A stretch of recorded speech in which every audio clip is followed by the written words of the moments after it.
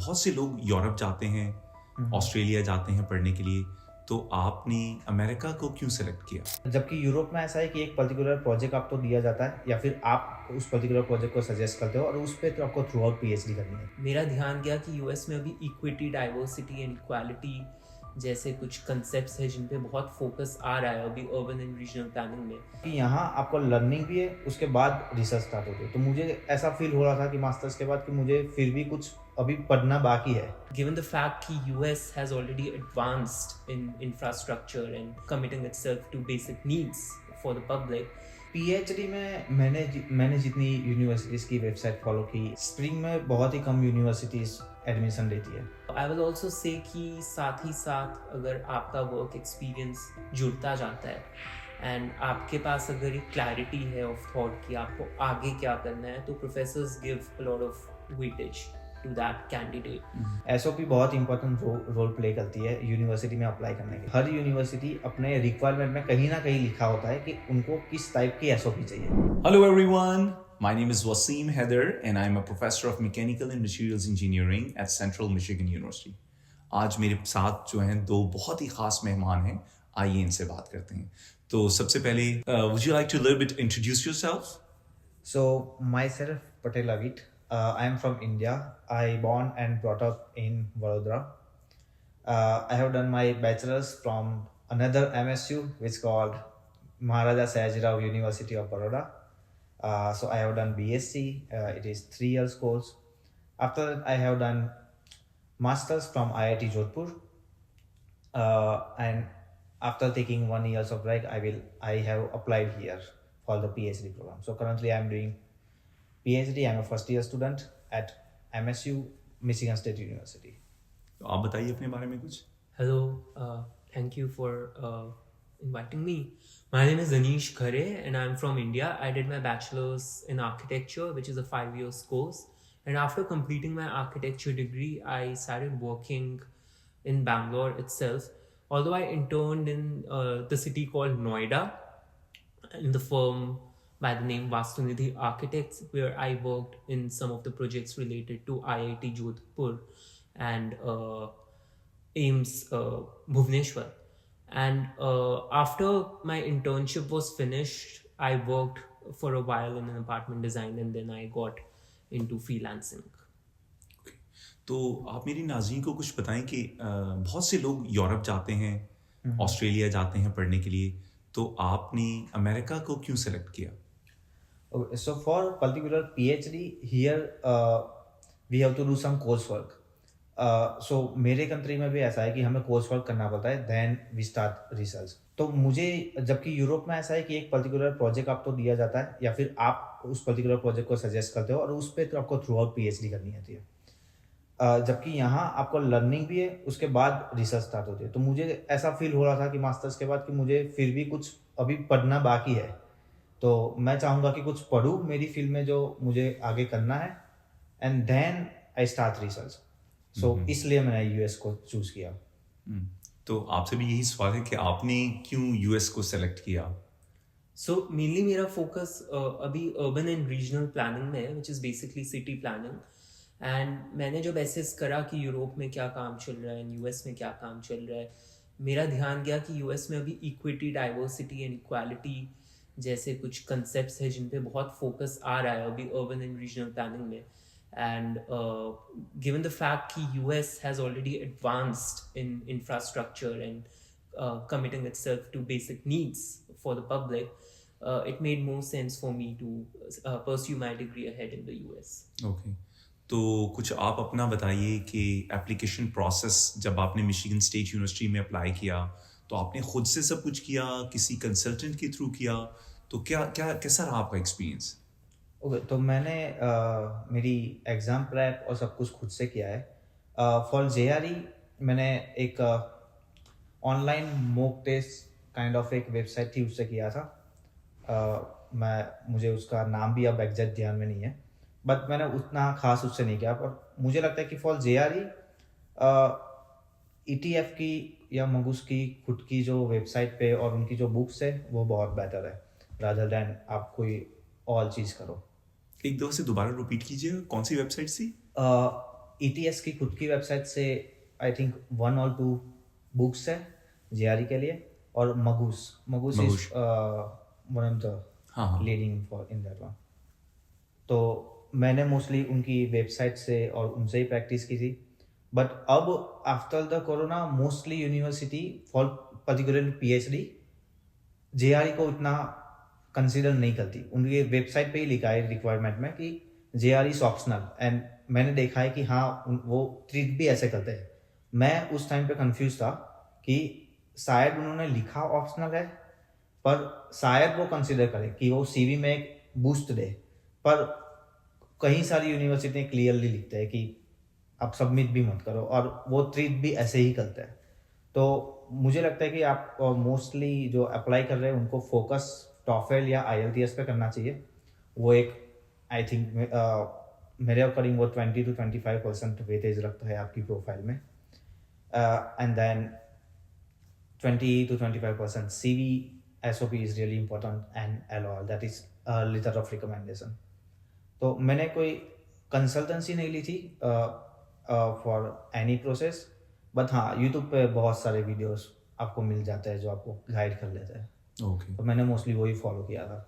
तो अविश आप बताओ आपका कैसा रहा एक्सपीरियंस एप्लीकेशन का?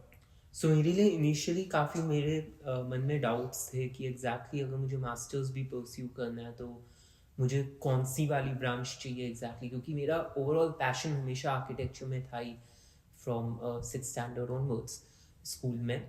बट जब मेरा आर्किटेक्चर का डिग्री हुआ एंड आई रियलाइज कि I wanted to pursue ahead in architecture journalism, अब एज सच इसका कोई स्पेसिफिक कोर्स होता है नहीं। एंड फिर उसके बाद मैंने कुछ प्रोफेशनल से बात करी जो कि आर्किटेक्चर जर्नलिज्म में है, एंड उन्होंने कुछ अलग तरीके की स्पेशलाइजेशंस ली थी। Like one of my own mentors he went ahead with urban and regional planning and that motivated me. But apply करते हुए तब भी मैं काफ़ी ज़्यादा कंसिडर कर रहा था कि मैं शायद कंजर्वेशन साइड जाऊँ या सस्टेनेबल आर्किटेक्चर साइड जाऊँ, क्योंकि ये फील्ड काफ़ी ब्रॉड हो जाता है। So I started contacting a lot of agencies जो कि स्टडी अब्रॉड की काउंसलिंग देती है, and they help you with the SOPs and letters of recommendation. SOP basically आपका स्टेटमेंट ऑफ पर्पस हो गया, एंड ये आपको एक पूरा रोड मैप दे देती है कि आप कैसे अप्लाई करोगे यूनिवर्सिटीज़ के बारे में, आपको क्या क्या डॉक्यूमेंट्स चाहिए वगैरह। क्योंकि गूगल में कभी कभार सीधा कुछ भी सर्च करना थोड़ा कंफ्यूजिंग और ओवरवेलमिंग भी हो सकता है, तो अगर किसी ने पहले से करा हो तो वो आपको बहुत अच्छे से बता देता है। बट आई इवेंचुअली रियलाइज्ड कि कहीं ना कहीं हर एक स्टडी अब्रॉड वाली जो काउंसलिंग एजेंसी होती है उनके कुछ टाई-अप्स भी होते हैं यूनिवर्सिटीज़ के साथ। एंड अगर आपका लेट्स से कुछ ऐसी यूनिवर्सिटीज़ में एडमिशन हो जाता है या सिलेक्शन हो जाता है जो कि उनके इंटरेस्ट के बाहर हो, तो कभी कभार वो आपको डिस्करेज करते हैं वहाँ पे जाने की बजाय, और वो अपनी यूनिवर्सिटी बताते हैं। सो आई विल से कि कोई बुराई नहीं है कि अगर आप किसी काउंसलिंग एजेंसी को परस्यू करते हो, बट अपनी खुद की इंडिपेंडेंट रिसर्च पैरेलल में करते रहना बहुत ज़्यादा इम्पोर्टेंट हो जाता है। And also I will say is to not go ahead with counseling agencies with charges in thousands and lakhs. Sometimes they do. Luckily मैंने एक जो काउंसलिंग एजेंसी जिसको मैंने परस्यू करा था, they took hardly 45 rupees India में, but क्योंकि 45 rupees, that's very low. yes, right? Okay. because इनकी major earning sponsorships and Okay. Tie up से होती है, एंड इसीलिए मुझे फिर उनके साथ थोड़ी सी दिक्कत भी आई थी, क्योंकि they were pushing me for another university. And मैंने जब डिपार्टमेंट कंपेयर करा एंड आई रियलाइज कि नहीं, मेरे लिए शायद Michigan State University is much better, and I am very happy with my decision to come to the Michigan State. तो अब जो केमिस्ट्री आपने इंडिया में पढ़ा और फिर आप यहाँ पे भी रिसर्च कर रहे हो, तो what are the differences? I mean कि क्या आपको लर्निंग का चांस मिल रहा है? I mean how is your experience so far in Michigan State University? Okay, so coursework is almost similar because मैंने मास्टर्स एक रिनाउंड यूनिवर्सिटी से की है, तो वो ऑलमोस्ट सिमिलर है, उसमें कोई खास फर्क नहीं है। बस यहाँ पे कंपैरेटिवली लोड कम होता है क्योंकि इन्होंने प्रेशर जो है through out the chemistry through out the semester segregate कर रखा है, तो वो उतना कम लोड होता है। तो कोर्स वर्क के मामले में थोड़ा यहाँ पे लाइट फील होता है, पर हाँ रिसर्च एनीवे वो हैवी है ही, आप जहाँ पे भी करो Right. तो वो तो लोड है ही। वो रिसर्च बेसिकली आप कितना लोड खुद पे ले रहे हैं, उसमें कुछ खास वो नहीं। पर हाँ इनका क्योंकि इनका प्रेशर सेग्रीगेशन अच्छा है थ्रू आउट द सेमिस्टर, तो आपको कोर्स वर्क में आपकी लर्निंग बढ़ जाती है और उतना आपको फील भी नहीं होता। अच्छा, तो आप बताइए कि आपने जो सबसे पहले मेरी नाज़रीन को बताइए कि what is architecture journalism. So basically जैसे जर्नलिज्म का मतलब होता है कि आप किसी चीज़ के बारे में रिपोर्ट करते हैं, चाहे आप उसके बारे में लिखें या फिर आप उस पर वीडियोज़ बनाएं एंड यू एंश्योर कि वो इन्फॉर्मेशन सब तक पहुंच रही है। It's an information telling mechanism. अब आर्किटेक्चरल जर्नलिज्म में बेसिकली क्या होता है कि बहुत सारे जो मैसिव प्रोजेक्ट्स एंड मास्टरपीसेस जो आज के दिन में आर्किटेक्ट्स बनाते हैं, लाइक फॉर एग्जांपल यूएस में Frank O Gehry is one of the most popular names, and from Middle East it's Zaha Hadid, from India there's BB Doshi।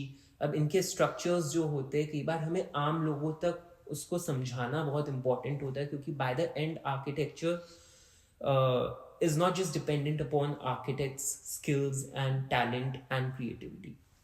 कहीं ना कहीं you need a good client who's willing to invest money in it, and in order to explain it to the clients that this is the specific function of a particular firm, बहुत important हो जाता है कि हम architectural digest जैसी magazines वगैरह इत्यादि इन पे हम फोकस करें and we start journaling about it. And because of my interest in writing a lot personally I felt that I wanted to go ahead with this.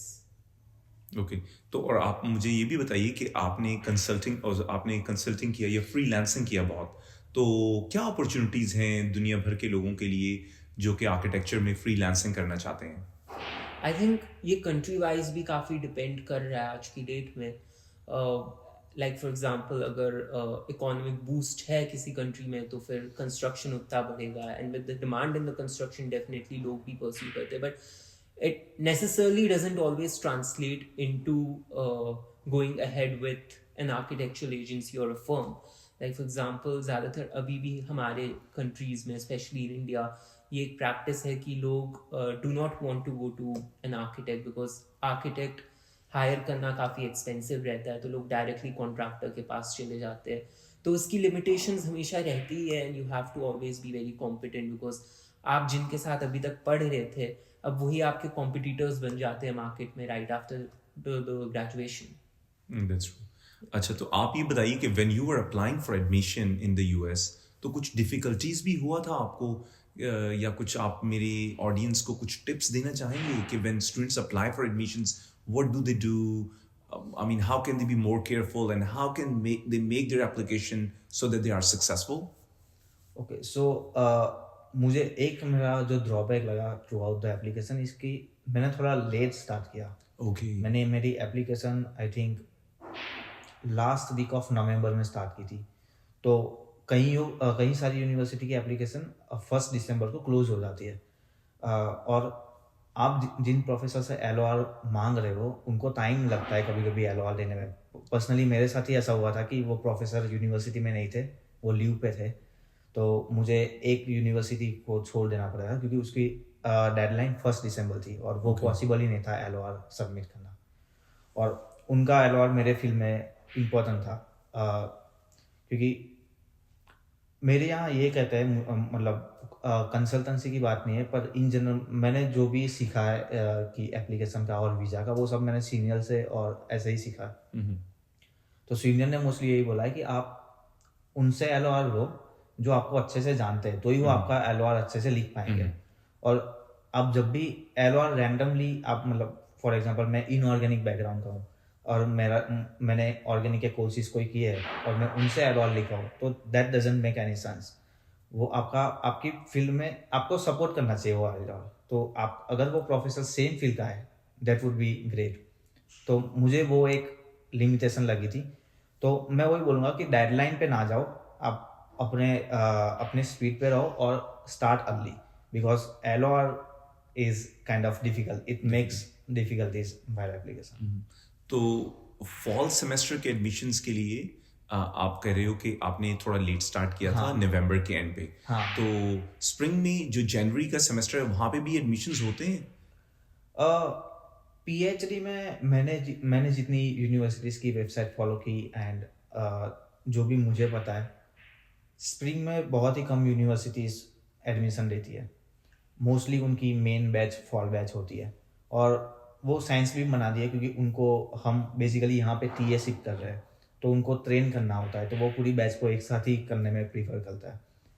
तो स्प्रिंग में बहुत ही कम universities है। मुझे जहाँ तक याद है, मैंने 2 ही यूनिवर्सिटी का देखा है जो स्प्रिंग में थी थ्रू आउट मेरे जो भी लिस्ट थी, और उनका नंबर ऑफ हायरिंग भी बहुत कम होती है स्प्रिंग में, तो आपके चांसेस ऑटोमेटिकली बहुत डाउन हो जाते हैं। तो बैचलर्स के बाद डायरेक्टली भी पीएचडी में अप्लाई कर सकते हैं या मास्टर्स भी ज़रूरी है? ओके, सो इनका पीएचडी का रिक्वायरमेंट है कि 4 इयर्स का बैचलर्स। इंडिया में 4 इयर्स का बैचलर साइंस में नहीं होता, ओके 3 इयर्स बैचलर के होते हैं, इसलिए हमें मास्टर करना पड़ता है। ओके जबकि मुझे जहाँ तक याद है, पाकिस्तान में यूनिवर्सिटीज 4 इयर्स 4 का years का बैचलर था, तो हाँ। वो फिर डायरेक्ट अप्लाई कर सकते कर हैं। सकते हैं। ओके ओके तो and then do you want to share them any tips or any suggestions? कुछ कहना चाहेंगे मेरे ऑडियंस को? तो मैं मेनली यही कहना चाहूँगा कि फॉर पीएचडी एडमिशन यूनिवर्सिटीज़ आपकी प्रोफाइल को ज़्यादा देखती है रादर दैन अदर थिंग्स। सो आपका एलओआर इम्पोर्टेंट है, पर वो ऑब्वियसली आपके हाथ में है नहीं, वो प्रोफेसर के हाथ में है, तो वो अपने अकॉर्डिंग लिखेंगे। बट आपके हाथ में एसओपी एंड सीवी है। एसओपी बहुत इंपॉर्टेंट रोल प्ले करती है यूनिवर्सिटी में अप्लाई करने के लिए, और एक सिंगल एसओपी से अप्लाई करना वो बहुत ही बुरी बात है, क्योंकि हर यूनिवर्सिटी अपने रिक्वायरमेंट में कहीं ना कहीं लिखा होता है कि उनको किस टाइप की एसओपी चाहिए। कई यूनिवर्सिटीज़ को मल्टीपल लेटर्स चाहिए, फॉर एग्जांपल एकेडमिक लेटर और पर्सनल लेटर्स चाहिए। कईयों को एक बस सिंपल एसओपी चाहिए, और एसओपी में उनको कौन से आंसर्स चाहिए उसके क्वेश्चंस भी लिखे हुए होते हैं। तो एमएसयू के वेबसाइट पे, केमिस्ट्री के वेबसाइट पे लिखा हुआ है कि उनको पर्सनल स्टेटमेंट में कौन से क्वेश्चंस के आंसर चाहिए, और एकेडमिक स्टेटमेंट में कौन से क्वेश्चंस के आंसर चाहिए। तो आपको उस अकॉर्डिंग लिखना चाहिए, वरना कई बार ऐसा होता है कि यूनिवर्सिटीज फिर निगलेक्ट करेगी। अगर आप 4-5 पेज की एसओपी लिखोगे और उन्होंने बोल रखा है क्लियरली कि 2 पेज की चाहिए, तो फिर वहाँ वो हर एक छोटी छोटी चीज़ आपके चांसेस कम करती है एडमिशन में। तो in other words आप ये कहना चाह रहे हो कि every time when students prepare for their SOP they have to be very thorough, that they have to look at the website of the Yeah. university, make sure that they answer the right questions. Yes, Okay. that is really. Along with that, I like to add that before choosing universities, just write a mail to professor you are interested in. Okay. क्योंकि कई बार professor का reply आ जाता है, तो फिर आप ज़्यादा confident feel करते हो उस यूनिवर्सिटी में अप्लाई करने के लिए, तो वो एक इजी बना देता है आपका डिसीजन कि कौन सी यूनिवर्सिटी में अप्लाई करना है। तो you would recommend कि हमेशा जब भी किसी यूनिवर्सिटी में अप्लाई करना है तो सबसे पहले प्रोफेसर को ईमेल हाँ, करें, सबसे पहले प्रोफेसर को ईमेल करो, चाहे वो मास्टर्स के लिए हो या पीएचडी के लिए हो। पर्टिकुलरली पीएचडी में वो ज़्यादा वेटेज रखता है, क्योंकि आपको कोई प्रोफेसर में इंटरेस्ट है और वो सामने से इंटरेस्ट दिखाए, तो फिर वो विन विन सिचुएशन हो जाती है। मास्टर्स का मुझे उतना आइडिया नहीं है, क्योंकि मुझे लगता है मास्टर्स में एक कमिटी का डिसीजन ज़्यादा इफेक्ट करता है। ओके अच्छा, तो आप ये बताइए कि ओवरऑल जनरल यूएस में क्या प्रोसीजर है आर्किटेक्चर में मास्टर्स का एडमिशन के लिए? जनरली काफ़ी सारा एम्फेसिस दिया जाता है आपके आर्किटेक्चरल पोर्टफोलियो को, because that is an expression of your creativity. And क्योंकि ये डिज़ाइन ओरिएंटेड फील्ड है, एंड यूएस में in general specially in this field आपके कई बार ग्रेड्स एंड मार्क्स जो आपके प्रीवियस कॉलेज में होते हैं उससे ज़्यादा आपके प्रोजेक्ट्स एंड इंटर्नशिप ज़्यादा मैटर करते हैं। And personally that help me. And I will also say कि साथ ही साथ अगर आपका वर्क एक्सपीरियंस जुड़ता जाता है एंड आपके पास अगर एक क्लैरिटी है ऑफ थॉट कि आपको आगे क्या करना है, तो professors give a lot of weightage to that candidate and वो आपकी सिलेक्शन प्रोसेस बढ़ा देती है। तो आप स्टूडेंट्स को क्या बताएंगे कि how they can make their portfolio more attractive? उसके लिए क्या टिप्स देंगे आप उनको? मैं कहूँगा कि be yourself, I mean express yourself in your own unique ways, क्योंकि इसका कोई एज सच कोई फॉर्मेट एग्जैक्टली नहीं है, it's a design field. And अगर आपने कुछ एक्स्ट्रा करा है गिवन द फैक्ट कि डिज़ाइन फील्ड में ज़्यादातर most of the people have interest in photography, blogging, journalism, so make sure that you're including that. Like for example, I decided to include my blog and even my Instagram link in my resume, and it was appreciated by the professors. Okay. Yeah. तो one of the most important thing is portfolio. Other than portfolio, और क्या क्या documents चाहिए admission के लिए? I think coming from countries such as India, we have to produce a lot of documents related to finances also. Like, for example, I remember even for visa interview, I had to get a CA letter showing exact net worth. Sorry, what is the CA letter? CA letter is a charter accountant's letter, that how much assets do you have, because obviously you have taken a loan, so the embassy is interested in seeing whether you have a backup plan if you're unable to repay your loan. And especially for a master's students, when you're going for a visa interview, a lot of emphasis is given in your financial background also. तो as far as admission is concerned, तो वहाँ पे आपका portfolio देख रहे हैं. So do you need any other documents like GRE or TOEFL or letter of recommendations और कोई ऐसे documents हैं जो चाहिए होते हैं? Definitely, you do need IELTS and TOEFL score, whatever English language test you have taken, and if you have given GRE, then it helps. It's not necessary that they might ask you, but then it's always better to have all the backups. And one more thing is that when I say that they're going to check your financial plan, it necessarily doesn't mean that you need to have that much amount for the fees, but then you need to have a clarity that how are you planning on to cover your tuition fee. अगर आपको scholarships मिली है अपने merit के ऊपर, या आपको part time job मिल रही है university में, so you have to tell that to your visa interviewer that this is my financial background, so they are clear about it. तो approximately कितने का लोन लिया आपने, और how difficult it is to get a loan, and how do you plan to repay back? I mean, do you want to share some insights about it? Yeah, so I got an approval for around 60 lakhs in Indian rupees, although I haven't used all of it, and मुझे luckily इस semester graduate assistantship भी मिल गया, so currently my tuition fee is being covered by the university.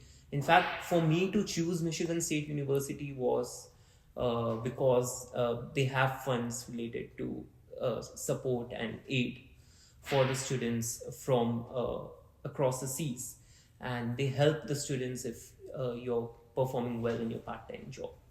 Okay, so in general, I mean, those students who come on self-funding basis, तो कितने % chance होता है कि यहाँ पे आके, I'm talking specifically about architecture and city and regional planning or design and those kind of fields. तो अगर कोई बंदा मास्टर्स करने के लिए आ रहा है तो फर्स्ट सेमेस्टर के बाद या सेकंड सेमेस्टर के बाद कितना % चांस है कि उसको फुल स्कॉलरशिप मिल जाए जैसे आपको मिला? It again depends on the availability of funds in a department, and also the competition. For example, I have noticed कि जहाँ पे international students ज़्यादा होते हैं तो वहाँ पे उतने ज़्यादा competitors भी बढ़ जाते हैं, and जहाँ पे comparatively कम होते हैं तो it becomes easier. Although एक factor major ये है कि if you're able to secure a part-time job, even if it's an hourly job in your department, and अगर आपने उसमें first semester में if you sustain and make personal relations, I mean good relations with your professor, then even they support you ahead. Okay. Yeah. Okay, so towards the end, would you like to give any tips or suggestions to the students who are applying from India, Pakistan or elsewhere in the world? कुछ आप उनको कुछ insight या कुछ tips देना चाहेंगे so that they can learn from your experience? So we can start with anyone. Okay, so मैं एक मुझे ये टिप बहुत ही इम्पोर्टेंट लगी, क्योंकि कई बार ऐसा होता है कि आपके डिसीजन दिसंबर में ही आ जाता है, एंड ऑफ दिसंबर डिसीजन आने स्टार्ट हो जाता है, और कई बार होता है कि आपका डिसीजन मार्च तक आता है. तो वो जो दिसंबर से मार्च तक का जो पीरियड है वो बहुत डिफिकल्ट होता है. आपको ऐसा लगता है कि क्यों नहीं आ रहा, इस यूनिवर्सिटी ने ये बोला था कि 15 फेब को दे देगी, अभी तक नहीं आया. तो बी पेशेंस. क्योंकि मेरा मिशिगन स्टेट का डिसीजन बहुत लेट आया था, I think starting of March आया था, और उस टाइम तक मैंने थोड़ा मेरा माइंड बना लिया था कि मैं दूसरी यूनिवर्सिटी में जाऊंगा जहाँ से मेरे आ रखा है डिसीजन। तो बी पेशेंस विद दैट, वो बहुत इंपॉर्टेंट है। 15 अप्रैल तक का टाइम होता है और आपके पास 14 अप्रैल तक का टाइम है to make your mind. Okay, very good, very good. तो आप कुछ कहना चाहोगे? जी हाँ, तो लाइक फॉर एग्जांपल अगर आपको 4-5 डिसीजंस आए हैं, you have to wait till March obviously, and I do agree with him. I will say कि आप एंड तक उसके बारे में थोड़ा सोचिए, don't get into pressure.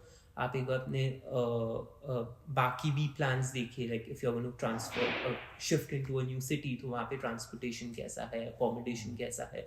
Like Michigan state के साथ मुझे एक और बेनिफिट लग रहा था that lancing is comparatively affordable, so affordability of accommodation also matters. So ये बाकी भी factors side by side देखना बहुत important हो जाता है. Okay. Yeah. Well, with that being said, thank you very much for your time. I really, really appreciate it. Thank you. Thank you and good luck with your applications.